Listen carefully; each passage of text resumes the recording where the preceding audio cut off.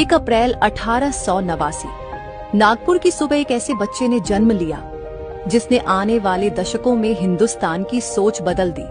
नाम था केशव। पिता का नाम बलिराम हेडगेवार और माता का रेवती बाई। केशव का बचपन माता पिता और भाई बहनों की प्रेम पूर्ण छाया में व्यतीत हुआ था। अचानक नागपुर में चेचक फैल गई। लगभग 8 वर्षीय केशव उसकी चपेट में आ गया। ठीक तो हुए लेकिन चेहरा दागों से भर गया, जिसके बाद केशव का यज्ञोपवीत संस्कार करा दिया गया। केशव जन्म से ही देशभक्त थे।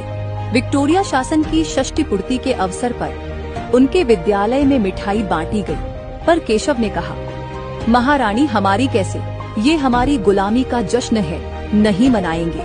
1902 ईस्वी नागपुर में प्लेग की महामारी से उनके माता पिता का देहांत हो गया, जिससे परिवार पर निर्धनता की छाया मंडराने लगी। पर केशव ने पढ़ाई नहीं छोड़ी।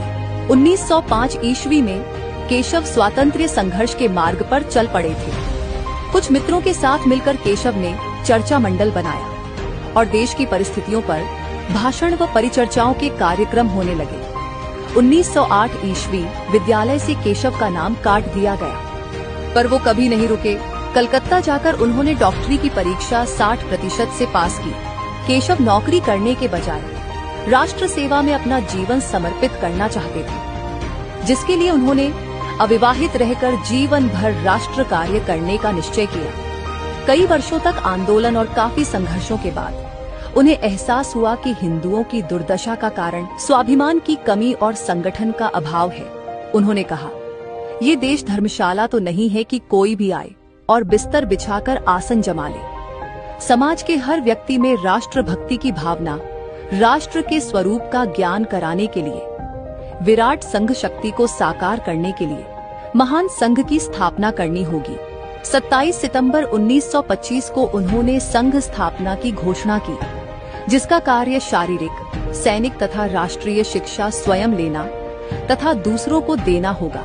संघ को कोई नाम देने के लिए डॉक्टर हेडगेवार ने 17 अप्रैल 1926 को अपने घर पर बैठक बुलाई। उसमें 3 नाम उभरकर सामने आए। इसके बाद स्वयं सेवकों को एक सुनिश्चित वेशभूषा की आवश्यकता थी, जिसके लिए तय किया गया घुटनों तक खाकी नेकर, खाकी कमीज और काली टोपी। यह वेश संघ के सभी सदस्यों को अपने धन से बनवाना होगा। राष्ट्रीय स्वयंसेवक संघ नाम मतदान होकर सर्व स्वीकृत हुआ। इसी नाम के कारण संघ के लोगों को स्वयंसेवक कहा जाने लगा।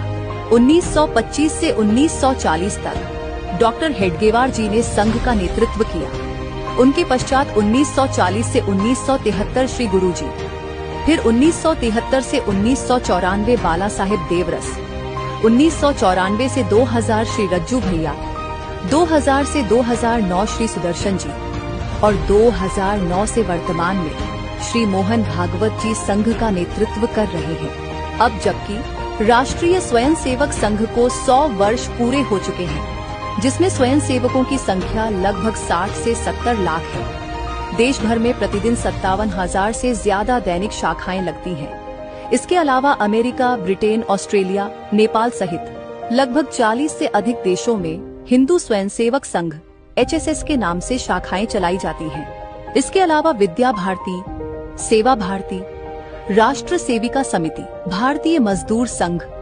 भारतीय किसान संघ, विश्व हिंदू परिषद, अखिल भारतीय विद्यार्थी परिषद जैसी RSS की प्रमुख संस्थाएं हजारों सेवा प्रकल्प चला रही हैं। अपने 100 वर्षों के कार्यकाल में RSS ने भारतीय समाज के हर वर्ग तक पहुंचकर शिक्षा, सेवा, संस्कृति और राष्ट्र भावना को मजबूत किया है और आगे भी करते रहेंगे। जय हिंद, वंदे मातरम।